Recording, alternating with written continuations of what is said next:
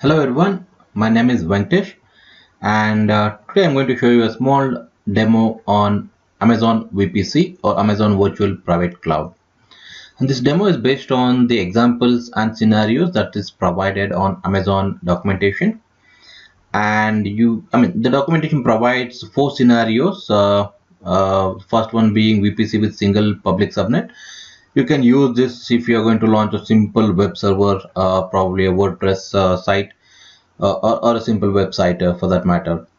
And you have a scenario too where you launch a VPC with a public and private subnet.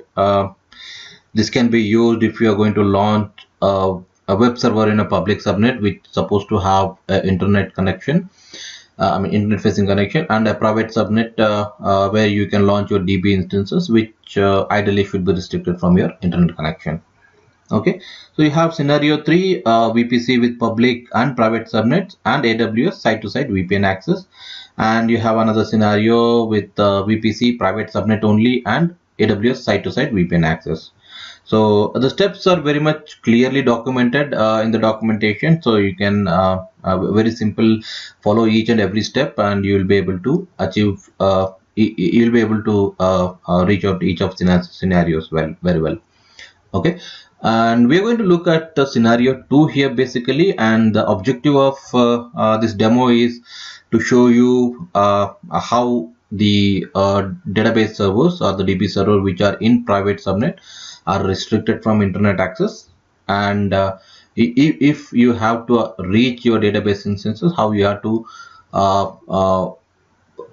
go through a private, the public subnet or a NAT gateway or a NAT instance. So that's the whole objective of it. Okay, so how your DB instance is restricted from your internet. Okay, so if you just click on the scenario 2 here, so he describes what kind of configuration you're going to make and how it should be looking like. And here Amazon gives you a very clear description of what kind of CDR block and what public private subnet you're going to choose and what you're going to add. That's what we're going to look after in the demo. Okay, and then if you're going to use IPv6, what you're supposed to do. Okay, then your routing and your how your main route table should be looking like, how your custom route table should be looking like. Okay, and again, I'm not going to follow. I'm not going to add each and every step here in the demo. So only few of it which help us to achieve our objective. Okay, so let's actually look at this diagram for a minute and see how it's going to be defined. Okay, so this is what we have. So first what we are going to do is we are going to define a VPC first. Okay, in your 10.0.0.016 CDR block. Then within the VPC, so we're going to have 2 subnets. So one is public subnet 10.0.0.0.24, and then you have another private subnet 10.0.1.0.24/24. Okay, then we're going to launch we're going to configure one NAT gateway, and probably once everything is set up, you're going to launch one instance in public subnet and another instance in DB subnet. Okay, and this is how your customer route table is going to be and how your main route table is going to be. So basically the main route table, what you have is correct connectivity within the VPC should be allowed. Okay, that is 10.0.0.0.16. The target is local, so whatever instances you have within your VPC should be able to connect, right? And you have another destination where it is the destination going to anywhere, and that is via your NAT gateway, right? So similarly for a custom route table, you have the destination 10.0.0.0.16, which is local, so any instance that is within the VPC should be able to communicate. That's what this is all about. And you have another route which is to anywhere in the world, and that has to happen via internet gateway. So IGW-ID is your internet gateway, and here the difference what you see between the custom route table and the main route table here is the custom route table which is applicable for your public subnet. It has a gateway to your internet. I mean, it has a route towards internet gateway that is to that is for outside world. Okay, so whatever instance you launch here in your public subnet should be able to connect to your outside world. So that's why you have a route to internet gateway. So similarly, whatever instances you launch in your private subnet, okay, if they want to reach outside your private subnet, they have to go, that is outside your private subnet, if they want to go, they have to go via your NAT gateway. Okay, so this, your IGW is not directly attached here. So whatever communication that happens to your private subnet instances has to happen via the NAT gateway. Okay, this is the one what you have here. Okay, and this NAT gateway is actually associated with your elastic IP. That is where how your instances in private subnet will be able to access your internet. Okay, so we are going to see how we are going to configure and how it's going to reach the internet, or how we are going to access your database servers and that. Okay, so let's look at the demo now. Okay, so I'm logged into my Amazon console. Okay, go to services, and then have VPC in my history. Okay, so before we actually launch our custom VPC, let's look at what is the default attributes that is already available in your VPC. So you can choose any of the region. You can launch in any of the region. I'm just choosing Mumbai. Okay, so let's actually look at what are the default which is already available. So you have one VPC already available, and it has two subnets. There's one route table associated with, and there's one internet gateway. Okay, so this is the default VPC. Okay, this is the default VPC what we have, and you have one knuckles and security groups. I mean, these are not default, but some of the security groups are which I had created in the past. Okay, so let's look at the VPC here. Okay, so all this is the default VPC. We have not yet created our custom VPC. Okay, I'm just I'm just going through the default one. So when we create a custom VPC, we know what's the difference between the default and a custom VPC. Okay, that gives us a better idea. Okay, so this is the default VPC, and it has CDR blocks of 172.31.0.0/16. Okay, this is Amazon default VPC CDR block. And what else you have? Okay, I mean, normally you don't have a name, but I just tagged it under this name so that I can differentiate with my custom VPC. Okay, AWS default VPC is something I have chosen. You can always choose any name here. All right. Okay, so now let's look at subnets. So you have two subnets available by default. Okay, so again, this is the name that I have chosen. You can choose any name you want. Let's look at what each subnet is about. Okay, so if I look at subnet A, it is associated with this knuckle. All right, and there's a route table associated with that. We look into that. Okay, so for this subnet, you have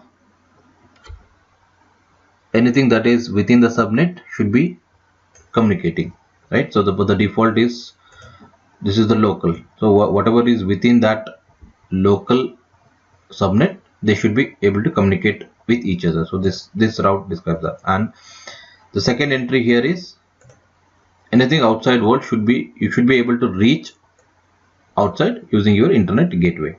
IGW is your internet gateway. All right, so this is similar to what we have seen here. Yeah, okay, or let's say here, this one. All right, okay, now let's look at the other subnet. This is also again same thing, so not much of a difference. I think you have subnet for each availability zone, not wrong. All right, so let's look at where are these subnets attached to. Okay, so I mean I can either go here or here. So this is the internet gateway.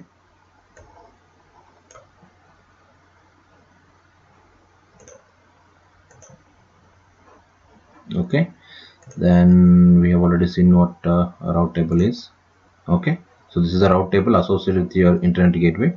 Okay, so anything that is within the local subnet has to be communicable, and the same thing, whatever is you're able to reach outside world has to become as you can connect it via internet gateway.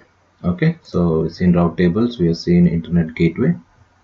So this is all your default one. Okay, that whenever you log in, this is already available. Okay, now let's look at elastic IP addresses. So there's no elastic IP address associated as of now, and now normally you don't get one. You have to allocate a new one. Especially for our case, we're going to do that. We'll see it later. Okay, then let's look at NAT gateways. There is no NAT gateway as of now. By default, it's not there. So you have default NACLs. I'm not going to discuss NACL in this because I mean we're not going to use it for now for this demo. And there are security groups. I mean, again, this is the default security group that comes, and these are the custom ones which I had created in the past for some other exercise. Okay, so this is the default one. So let's look at what it has. Okay, so default security group, it just allows all this traffic that is coming from this source. Okay. Okay, so what else we have? Okay, that's it. All right, so those are the default settings what you see in your default VPC. Now let's launch a custom VPC and see what we can achieve. All right, so again, all the four scenarios you can explore it here. So one with a single public subnet, and you have public subnet and a private subnet, which we are going to look at it.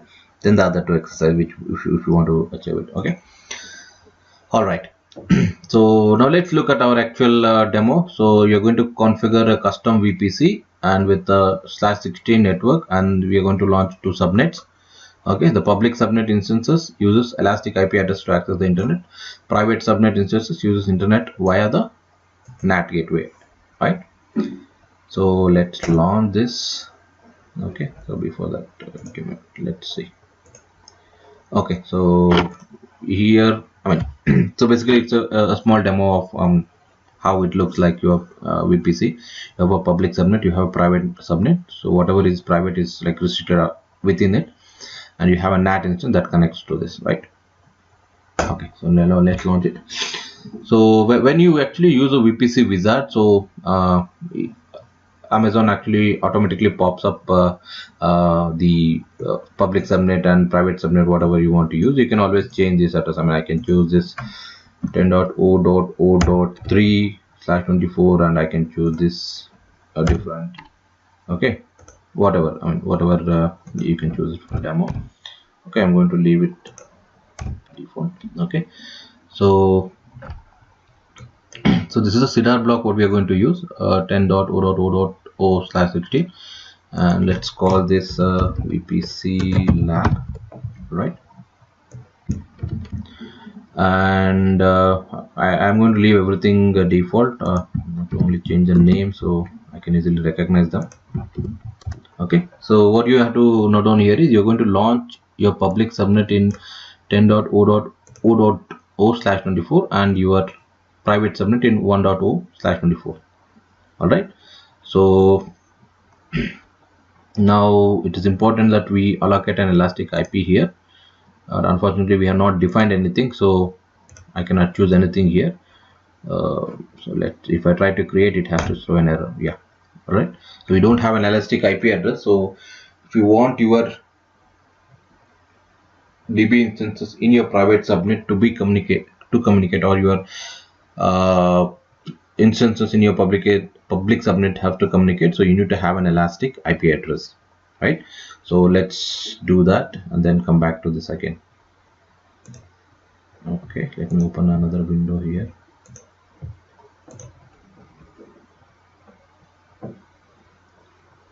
Okay, so I'm going to, okay, here it is. Okay, I'm going to create a new elastic IP.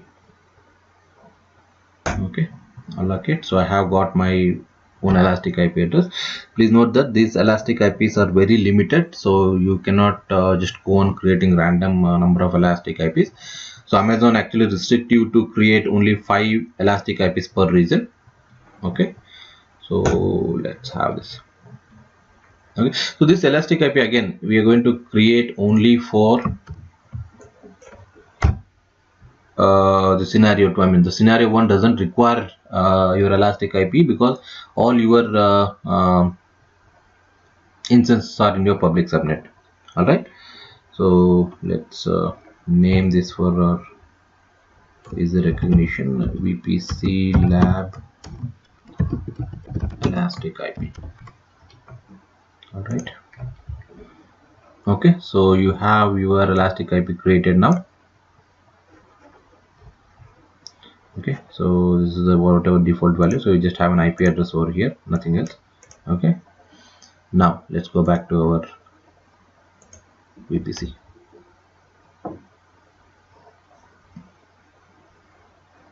Okay, I want to relaunch the configuration wizard. Okay, so this is VPC lab.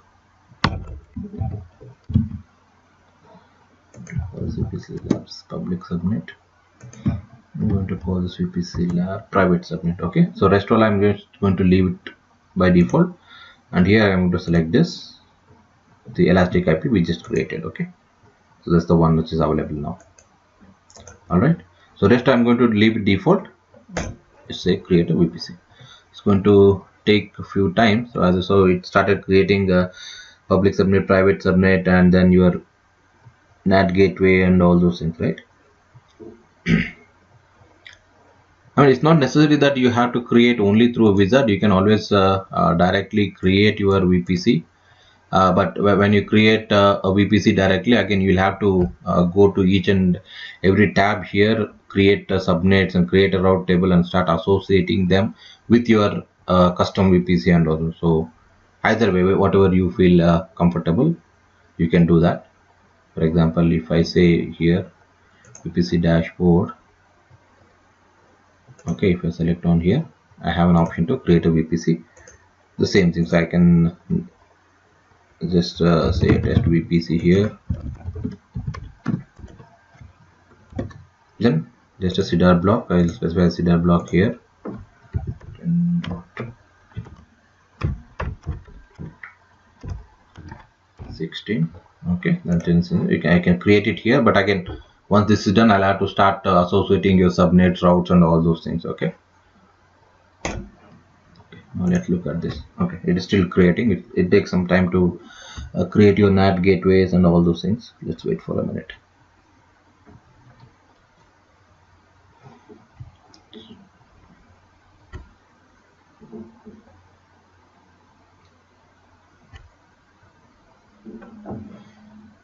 So meanwhile, if I have to go here and start looking at the components of my custom VPC, I think they should be already getting created. So for example, now initially it was 2 subnets, now I have 4 subnets. Okay, the route tables again added. Internet gateway, I had only 1 internet gateway, I have 2 internet gateway now. All right, so I did not have a NAT gateway earlier, now I have 1 NAT gateway. Okay, so now you have your VPC successfully created. Okay, let's click on OK. Alright, so this is your default. So this is my custom VPC.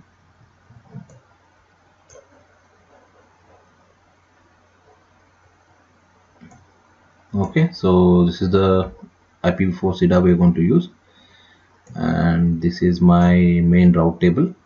Okay, don't worry about NACL. I mean, we're not going to use that in demo, but again, you can still use NACL and security groups to control how the traffic flows between your public and private instances. Alright, so here it also mentioned which is your default VPC. So this is my custom and this is my default. Alright, so let's look at it. So whatever we defined, we are going to see here. This is CIDR blocks what we defined. Okay, now let's look at each components. Alright, so now when I created a VPC, I specified about public and private subnet. So we have both, right? So now let's look at the individual one. So this is my public subnet. Okay, if you remember, we gave this as IP address, right? 10.0.0.0/24, right? And for a private, it's 1.0/24. So the public subnet, let's look at the route table. All right, so you have local and you have a route table for your internet gateway, IGW. That is what our requirement was, right? So this is your custom route table. So for the public subnet, you have local and IGW. So you have local and your IGW or internet gateway, right? So don't bother about this. This is by default, and I'm not going to apply. I'm not going to play around here. I'm just going to leave this as default. But you can always try when you do this lab to see how it can allow and deny the connections. All right. Now let's go to private subnet. Okay, so private subnet, again, if we look at the route table, what we have is local. So all the instances within the VPC have to be communicated, should be able to communicate, I'm sorry. Okay, and you have a route to outside world using a NAT gateway, right? So that's what we have here. So this is the main route table on the private subnet. You have local and you have a NAT gateway. Okay, so now what we have our VPC, we have our CIDR block, we have our public subnet here, we have private subnet, we have created our custom route table, we have created our main route table. Okay, there's already an internet gateway created and the router is already available. Okay, we'll look into that. All right, so now we'll go to the route tables. So here you can, let me name this. See, for example, one of this is your public, this is a route table for your public subnet, and this is for a private subnet. So how do I know which is for a public and which is for private? You can always associate with, you can check your route ID, but you can always see where it is associated as well. Okay, so I'm going to name this, or let's cross check it. Okay, so this is a route table and explicitly associated. Okay, now let me go to the subnet here. Let me open a new window. Okay, and the route table.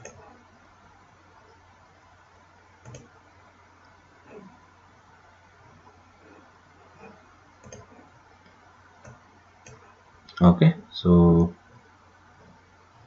0360A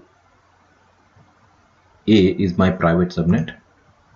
So where is it?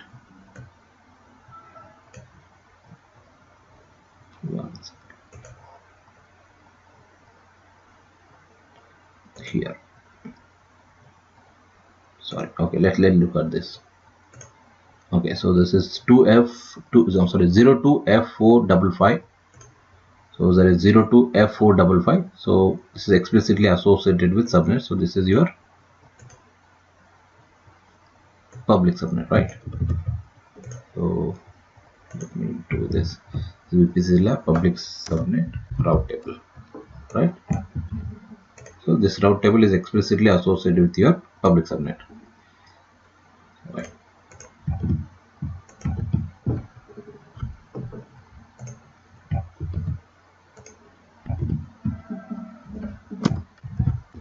Route table.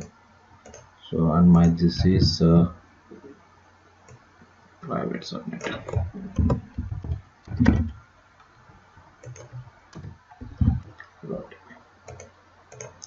All right, so we have two routes also created.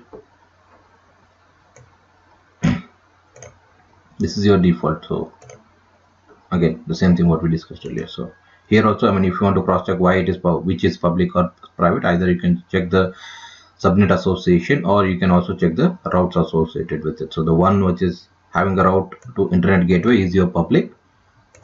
The one which has your routes to NAT gateway is your private. Clear? I mean, there are multiple ways how we can cross check it. Okay, so now let's go to IGW internet gateway. Okay, so this is my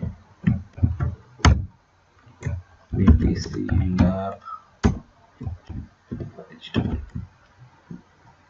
Okay, so I mean you can also see this is the VPC does also. This was your default. All right, and you had created your elastic IPs here. Okay, and your NAT gateway. Okay, so this is your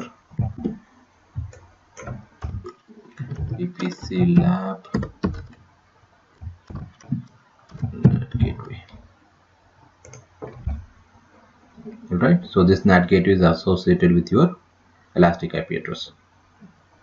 All right, and this NAT gateway, how do we know that it is present? Normally your NAT gateway is supposed to be present in your public subnet, right? So this is your NAT gateway and it should be present in your public subnet.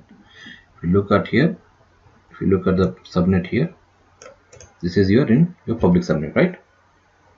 That's why we have named it, so it's easier to recognize. Otherwise we have to look at this subnet ID and we'll be able to recognize where it is, right? So your NAT gateway, it is in your public subnet and it has your elastic IP address assigned. All right, okay, I'm not going to look into these things, don't want to confuse it further.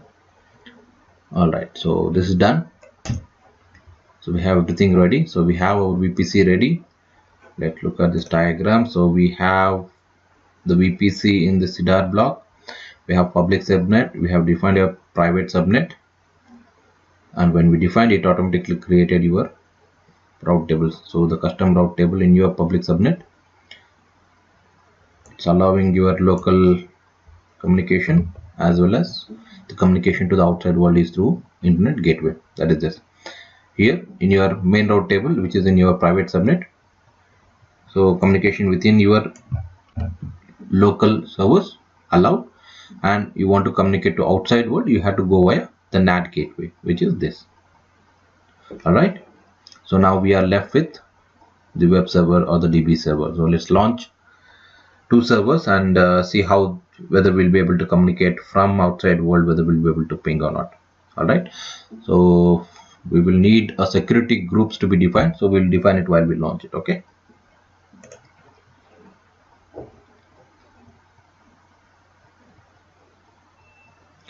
so now let's go to services, EC2.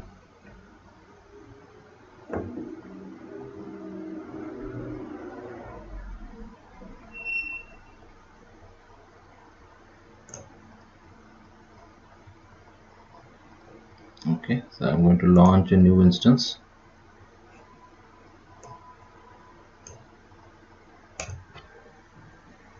Okay, so you can select any.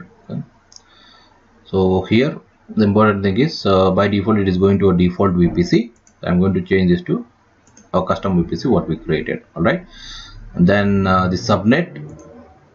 So let's say this is my web server, so I'm going to launch it in public subnet, and by default for any custom VPC your auto enable of your IP address is disabled. So I'm going to enable this because I need a public IP for the instances in public subnet. So I'm going to enable this. Rest all I'm going to leave as it is. I'm not going to change anything. All right, so let me go to next step here. Okay, so I'll leave that as it is. Probably give a name, VPC lab web server. All right, okay, so next thing is we need to configure a security group for this. So let's create one, VPC lab WebSG. I'll call it as WebSG. All right,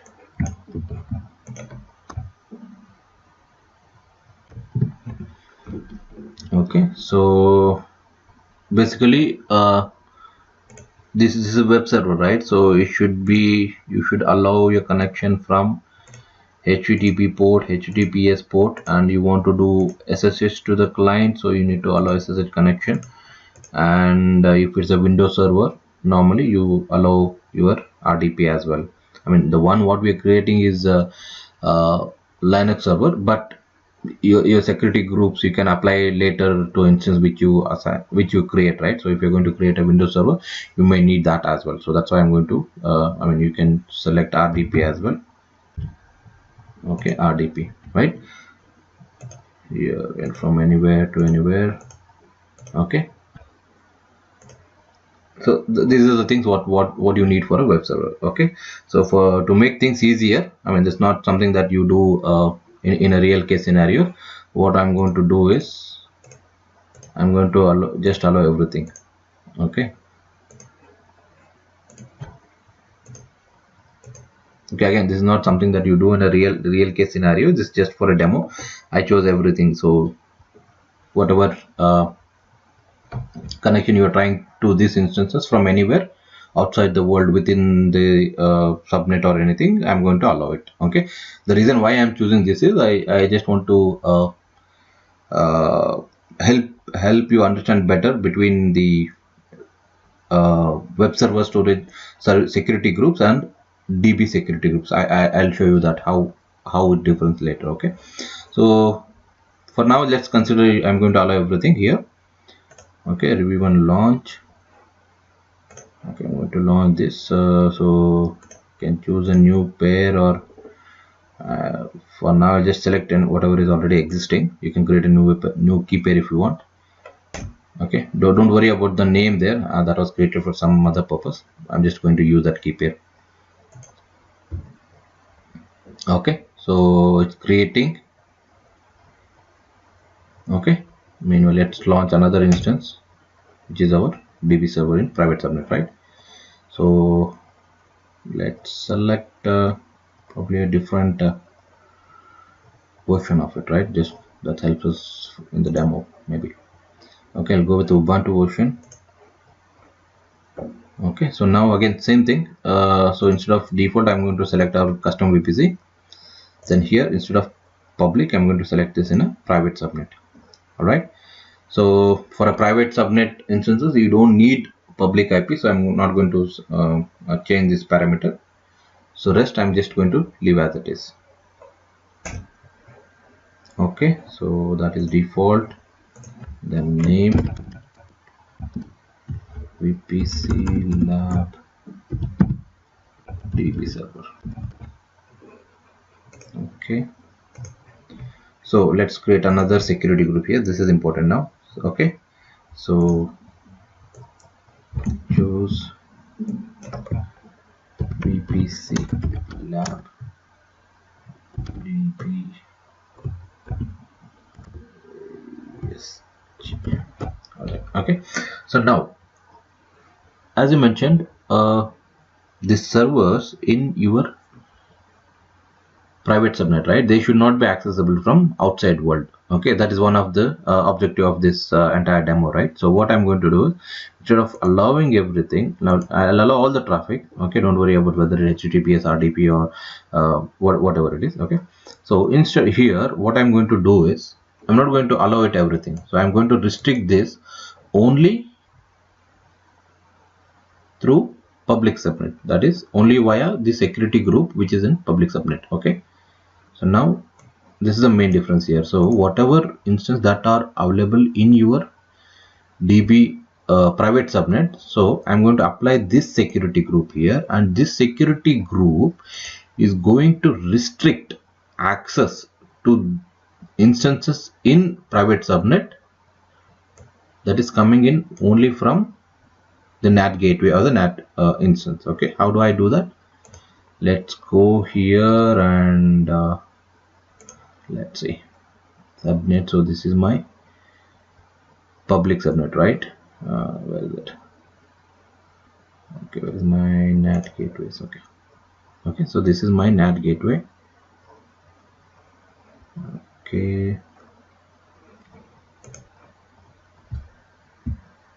if I clear this, my security group.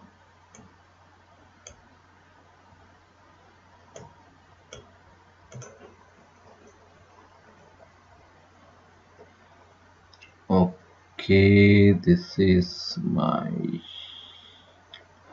security group, right? VPC WebSG, right? Okay, I'm going to copy this group ID. So here I'm going to specify that. Okay, so that means whatever is coming via this security groups, okay, so that is the outbound. It's going to allow, it's going to, you're able to connect from here, right? So that will be one launch. I'm going to use the same key pair here. Again, don't worry about the name.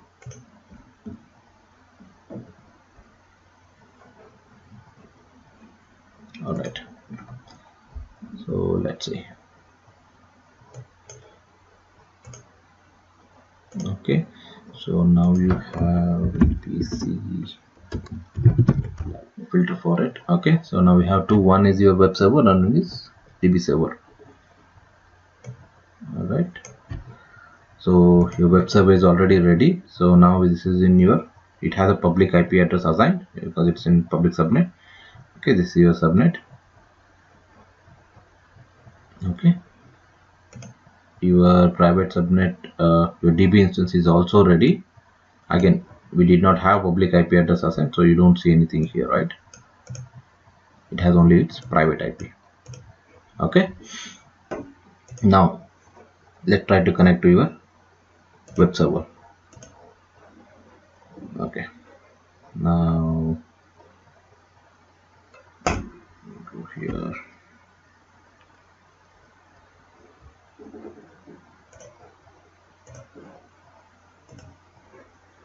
Okay, so I have my key file here, so let me try to connect.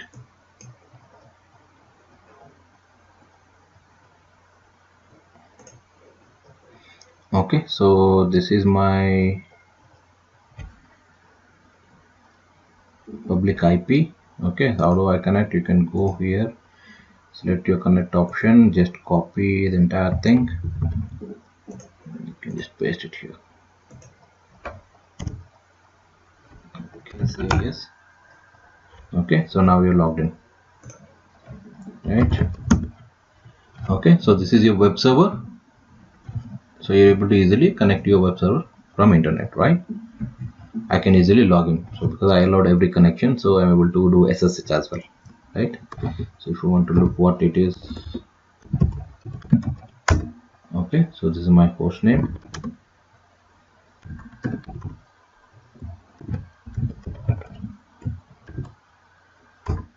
Okay, and this is running on a Linux machine. All right, now let's look at our DB server. If we get launched, okay, now DB server is ready. All right, so now let's try to connect. Okay, so now it doesn't have any of the public IP. You see it is associated with this particular security group. Okay, we can just check out all other options. Okay, now if I try to, let's see what is the connect option. Okay, so what it says is you can connect here, right? I will copy the same way, right, just like I did for public. I'm going to do it here again. So when I try to connect, obviously you should not connect, right? Because you have defined in such a way that it allows only connection from your instances in your public subnet, not from our outside world, right? Okay, so it's timed, it's not able to connect. So now how do I connect to this? So one way is I can connect via this, right? So here whatever is available within the VPC, I can log into this server here and then connect, right? So how do I do that? So from here I can do the same SSH, right? But here it won't allow me because I don't have this key pair within this server, right? I don't have this key pair, so you need to have a key pair to allow it. I don't think it will allow me, but obviously see it says permission denied, you don't have that key. Okay, let's try to copy that key here.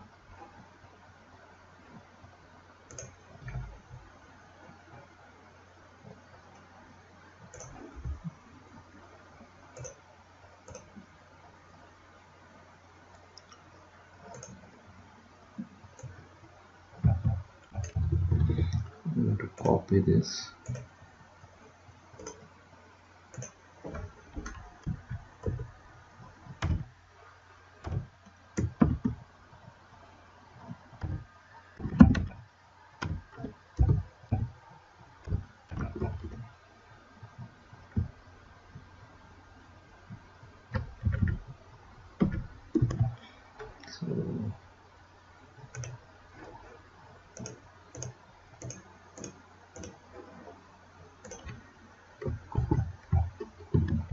So name of my file.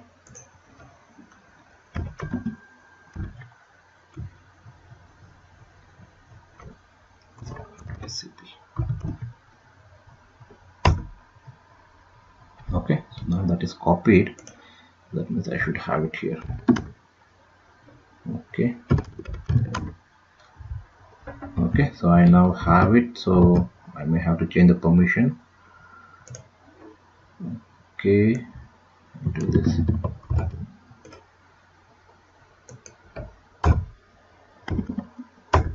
Okay, so now that is done. So now let's try to connect this server from a server within your VPC, right? Right. Copy this again as it is. Where are we? Okay, not this. Okay.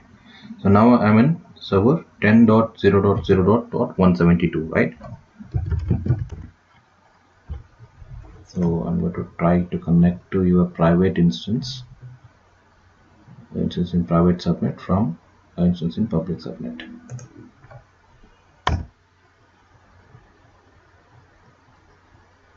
Alright, so did we come in or no? We are in. How do I know that? So this is my Ubuntu machine, whereas my earlier was my Linux machine, right? And if you see the IP address, it's 1.249. The earlier it was 0.172. Okay, so this is my previous machine here. Okay, so here this was my machine in public subnet 10.0.0.172, and this was a Linux machine here. Then when I try to connect to an Ubuntu machine, which is inside my VPC or private subnet, and whatever to run here, you can see I am now connected to Ubuntu machine. How do I know that? Let's look at hostname. Okay, it's different. And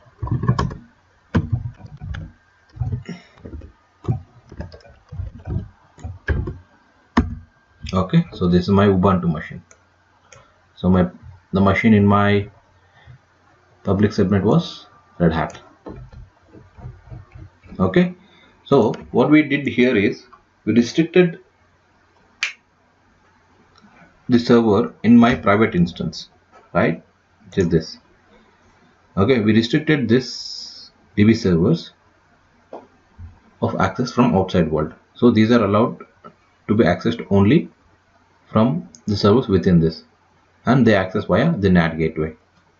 Okay, so that's how it is already configured. So we did not configure all this. When we took a VPC wizard, Amazon did that help. Okay, and in order to access this, we first logged into something within your private subnet. So normally you can use the NAT instances. Normally, I mean, I could have created one more instances instead of using this web server, right? So consider that as your NAT instance altogether. So using that instance, I was able to get in to a database server or the instance in your private server. That's what we did. All right. So that was the whole demo that all about. Okay. So I hope that is some helpful at least. Okay, I'm going to come out of this now. Okay, so now I'm out of Ubuntu machine. Now I'm in Linux machine. You can see the change of IP address here, right? Okay, So we created a VPC in this header block. We created a public subnet. We created a private subnet. And while we created all these things, Amazon did help us with the custom route table with this routing options, and then the main route table with the routing options. All right. Then we launched an instance in public subnet, and then we launched an instance in private subnet. Okay. And we also saw the demo of how you can access the servers in your private subnet from a server in your public subnet. All right. So since we limited that access only via coming from the security group here, it allowed only the public subnet instances to access this. All right. So that's all for it, and we may start dismantling our VPC what we studied.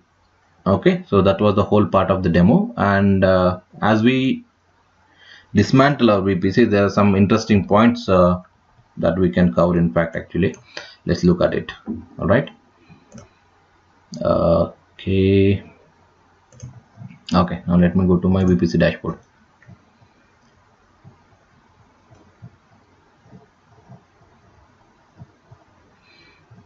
Okay, so now we have two VPC, right? So what I'm going to do is I'm just going to go here and delete. What happens?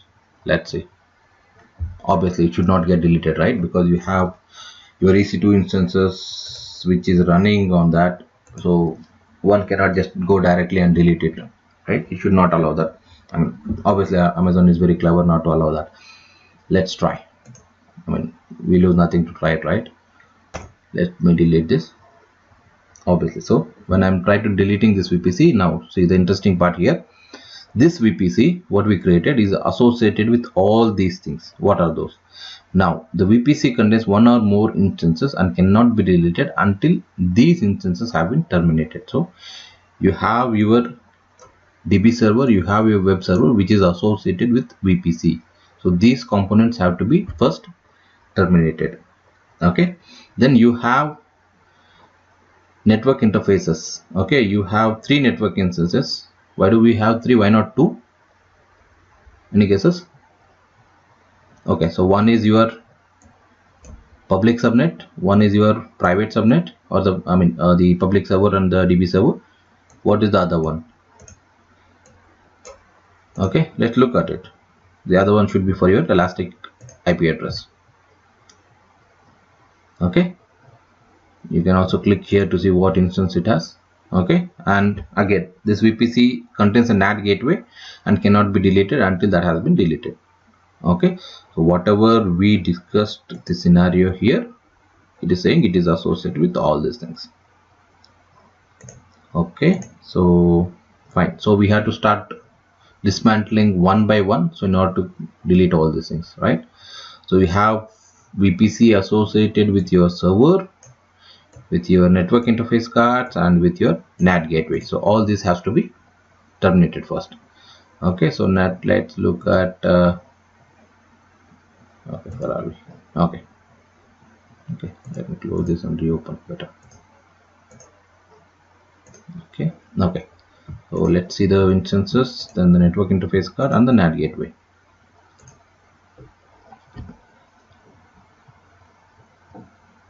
Okay, so for this VPC it's already filtered, so we have 2 instances. Let me stop them.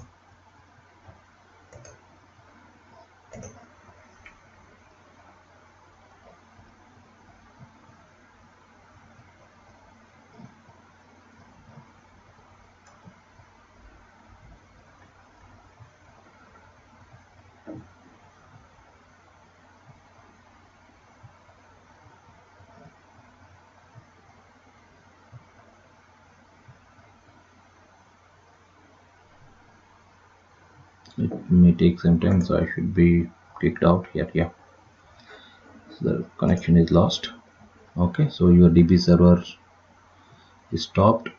Goodbye.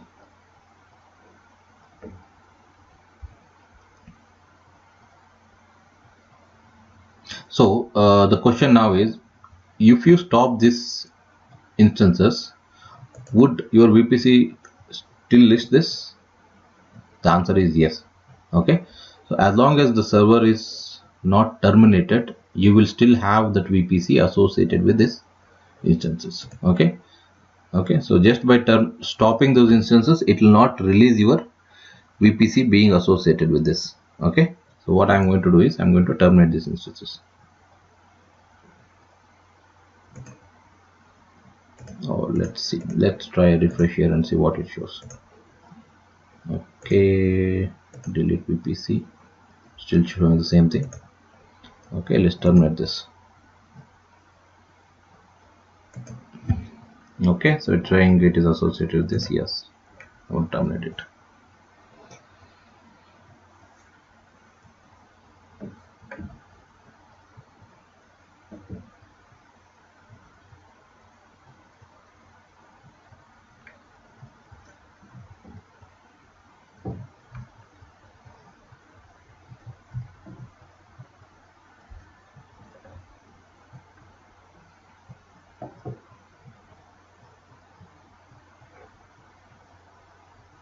Okay, so done. So this is done. This instance is terminated.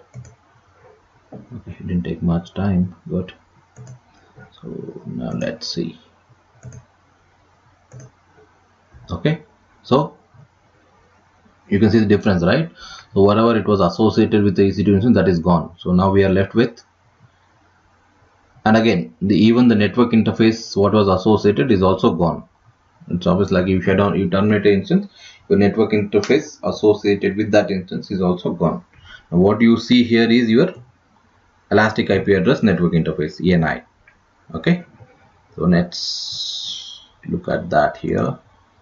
Okay, so this should be gone now. Ideally, I'll just refresh and this should be gone.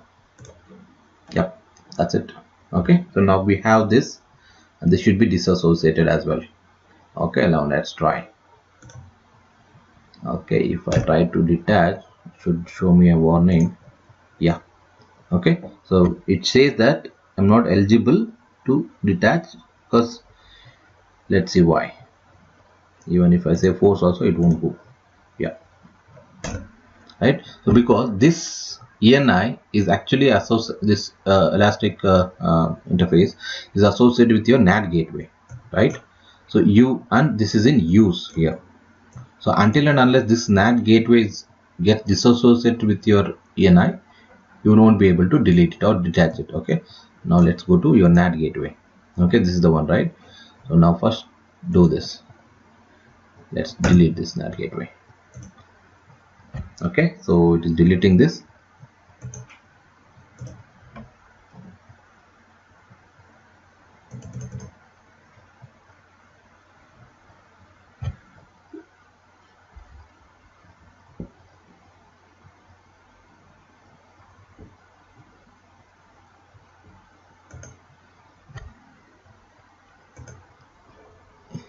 Time.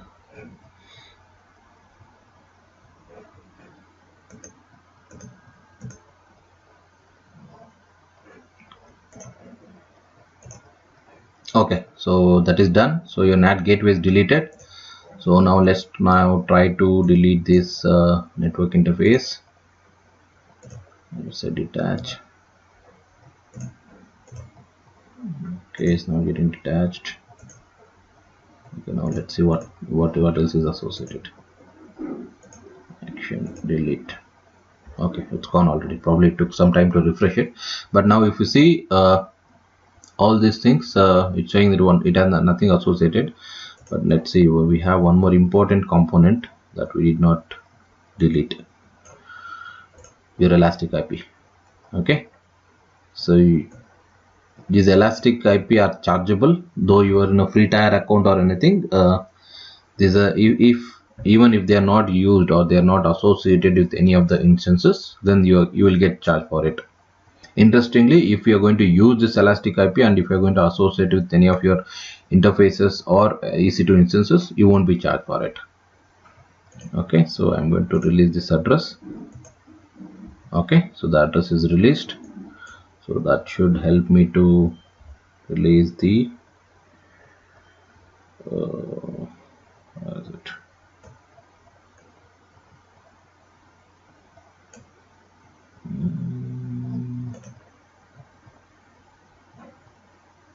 here. Network interface. Okay, I think that's already gone. Okay, what I see is a different ENI which was created for the other purpose. Okay, so now let me go to this VPC.